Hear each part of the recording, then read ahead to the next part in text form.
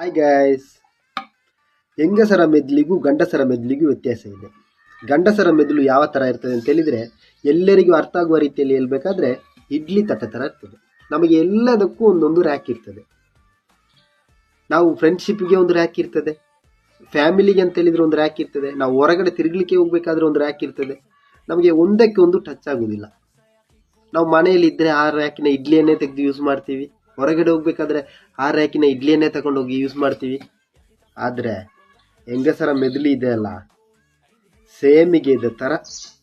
ಇವತ್ತೇನಾದರೂ ಹೋಗಿ ಒಂದು ವಿಷಯನ ಟಚ್ ಮಾಡಿ ಬಿಟ್ರಿ ಅಂತ ಹೇಳಿದರೆ, 300 ವರ್ಷದ ಹಿಂದ್ಗಡೆ ಹೋಗಿ ನಿಮ್ಮ ಅಜ್ಜ ಮುತ್ತಜ್ಜ ಎಲ್ಲರನ್ನ ಎಲ್ದು ತಂದು ಪ್ರಶ್ನೆ ಹಾಕಿ ಒಂದಕ್ಕೆ ಒಂದು ಜಾಯಿಂಟ್ ಮಾಡಿ ಅಬ್ಬಬ್ಬಬ್ಬಬ್ಬಬ್ಬಬ್ಬ. ಇದರಲ್ಲಿ ಕಷ್ಟಪಡೋದು ಗಂಡಸರು ಮಾತ್ರ. ಹೌದಲ್ಲ ಫ್ರೆಂಡ್ಸ್? ನಿಮ್ಮ ಫ್ರೆಂಡ್ಸಿಗೂ ಈ ವಿಡಿಯೋನ ಶೇರ್ ಮಾಡಿ, ಕಮೆಂಟ್ ಮಾಡಿ, ಲೈಕ್ ಮಾಡಿ, ಫಾಲೋ ಮಾಡಿ. ಥ್ಯಾಂಕ್